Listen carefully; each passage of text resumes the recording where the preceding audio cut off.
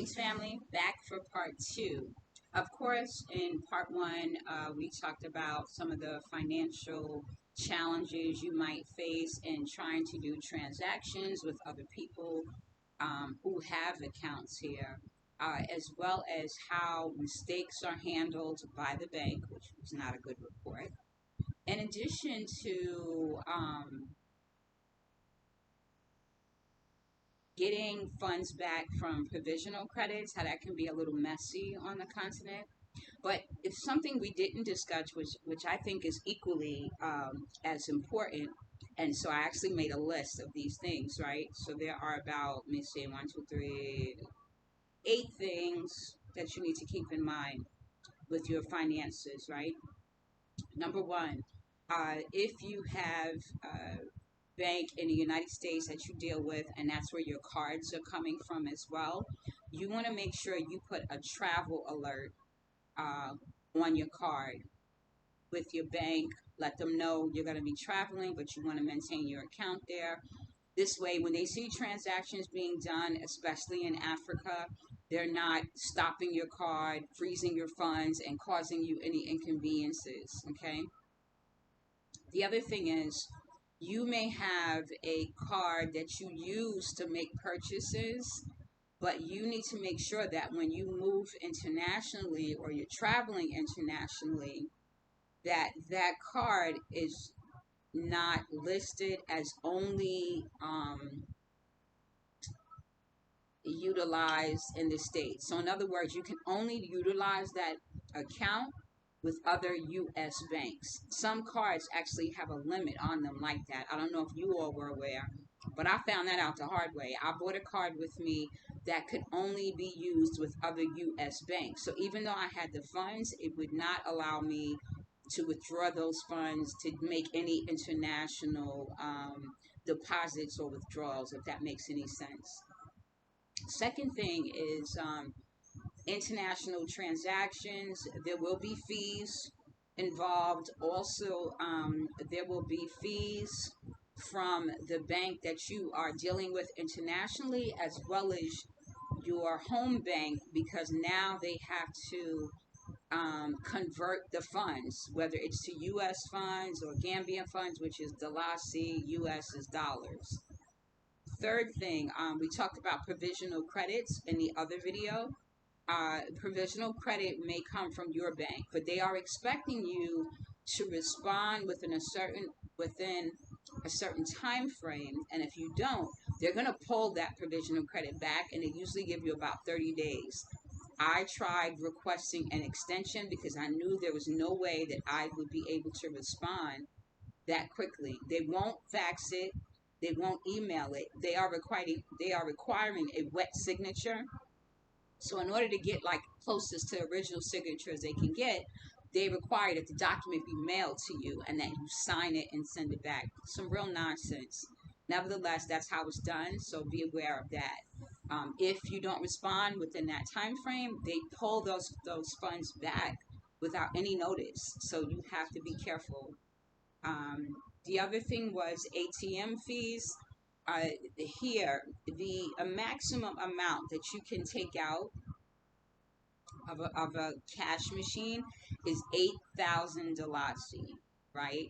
8,000 Dalasi, depending on the exchange rate, it could be about $160. Like, that's the maximum.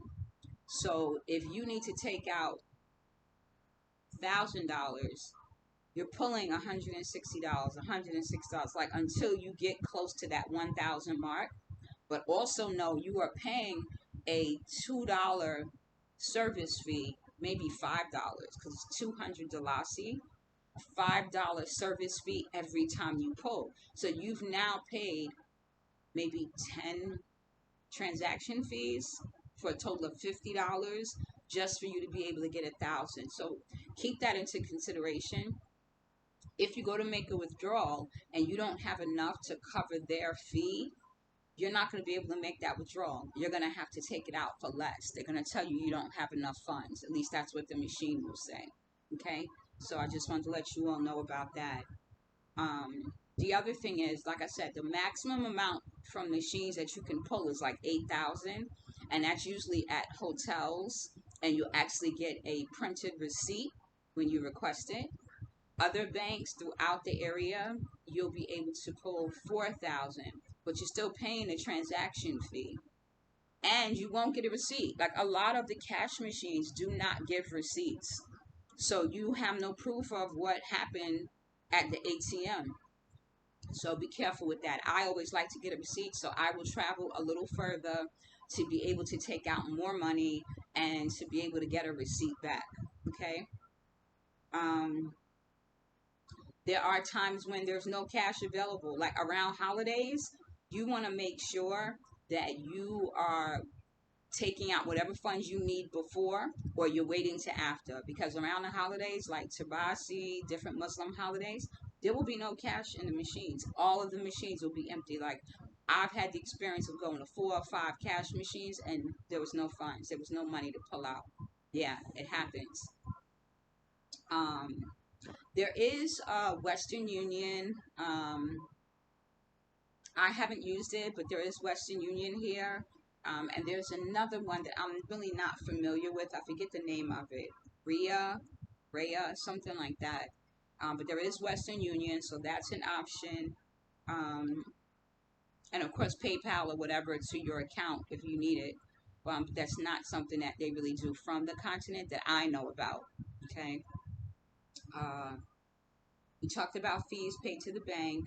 Also, if you're dealing with like Zelle or Robinhood or PayPal and you're expecting funds, like you're trying to transfer them to an international account or an account for you to have access to, know that that process takes like 2 to 3 business days, right?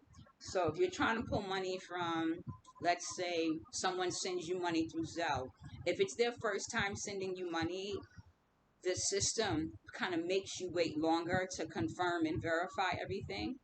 Um, but once you've done a transaction with that person more than one time, it usually will let the transactions go through in like 2 to 3 days, business days. And I believe you can pay for it to go through faster as well.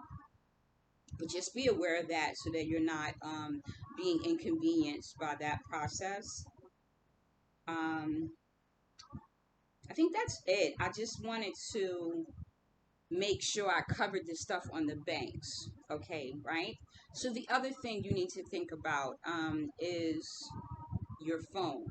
Now, I think that the banking information and the phone kind of goes together because I use my mobile app a lot.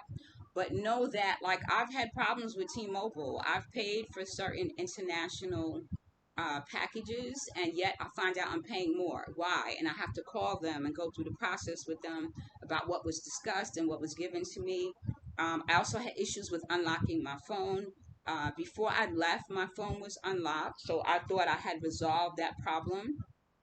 But when I tried to go to a local carrier like AfriCell or QCell to get a local phone number, they were telling me my phone was locked. So I ended up calling T-Mobile again to find out why the phone is locked. Sometimes they will do it manually. Sometimes they will send you the information for you to do it. I've tried all those processes and I'm still having issues with unlocking my phone. Me personally, I have no interest in buying a phone in Africa because the phones are like flip phones. Like you can't even fit your finger. We talking about the old phones, the ones that first came out, the ones you snap them open and they open, or the ones that are so small you can barely fit your finger. I don't like phones like that. So I don't want to buy one of those phones just to have a local number. So I'm still using my phones. I have my US number that I use on WhatsApp, and that's how I am able to do what I need to do, my phone calls and stuff like that. And if it's something important, then I just dial, using T-Mobile's limited service. Of course, messaging is not an issue. Also know that if you were in any groups before you left the States, like group chats, your messages may not come through when you're international. You'll be able to see all of the people that are messaging you, but you won't be able to see their messages. It'll have like a little file that tells you to download, but you won't be able to access it. That's the experience that I've had. It could just be with my package. I don't know, but I do have a small like international plan. But I noticed that when I first got here, so I've asked my friends to remove me from the chats and just call me directly on like WhatsApp and stuff like that. Y'all see me sweating, right? Okay, so I'm sweating because I closed one of my windows, which is a cross breeze from the ocean, because they're playing music outside. It's it's beach party Sunday night, so I don't want the music to come up on YouTube and then the video gets marked for me using this music without permission, all that nonsense. So I closed one of the windows. So y'all see what I do for you? I'm sweating for you. That's how hard I work. So that's the piece about the phone, the telephone challenges, phone being unlocked, also internet. So I have a router, and I also have a hotspot that I travel with, right? This one I keep in my bag and stuff.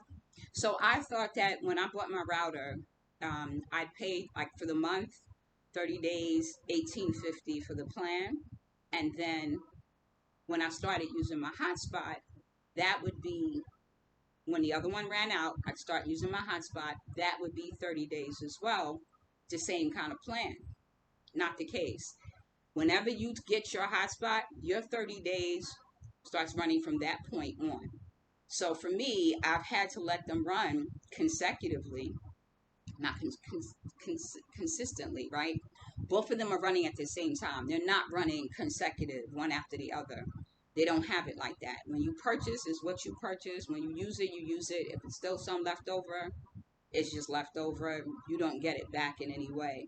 But for me, I need the hotspot from when I'm traveling and moving about so I can still have communication. This is my internet connection. The router is for when I'm home, and then I will use the router when I'm in the house, when I'm loading videos and stuff like that. So it's just something to think about for you all to kind of work your numbers about how you're going to proceed. I believe the router was about $100, the in-home piece, and then the plan is like I said, 18.50. So that's like $50 or $60, something like that. And I do that monthly, and that covers all of my internet. And it's a lot. It takes quite a bit to use it up. Every 30 days I do it. So like my other one will be running out soon. When that one starts running out, I have this as a backup until I can go to replace the other one, because there's really no way to do it and then have it 30 days. It doesn't run like that. You have to kind of do it separately. So that's what I'm working with now. Um, Talked about the internet. Also, for me, if you have any old phones, bring them with you, because that's what I did, right? I brought an old Samsung phone I had. It's like a J3. I got it free from T-Mobile, and that's what I want to put my local number on. So I have that old phone with me. Again, trying to get it unlocked is a real process, but I'm working through it. I would recommend bringing, like, if you want to play your music, make sure you bring like little speakers with you, extra headphones. My headphones broke, so I don't know where my little ones are. They packed away in one of my suitcases or something, but I had like two spare ones, and then I had a pair that I wore on the plane. So I would say bring extra headphones, bring a little speaker for when you want to play your music. Bring extra chargers. Luckily, I had extra chargers, so I always have that with me in case I'm in a car or I'm traveling. I keep one in my bag. I travel with one. Have your wireless chargers as well. Have your converters. And if you don't, y'all can come see me, because y'all know I got all that stuff, right? I purchased these things. I didn't bring extra headphones, but I have to get more because I've run through all of them. Um, and I think that's it. I gave you the information about the bank and a little bonus about your phone. I hope this information is helpful. I'll be loading some additional videos about mail, because now I'm doing the online stuff and it's a real process. So I want to make sure you all are prepared for that as well. Blessings, family. I hope this was helpful.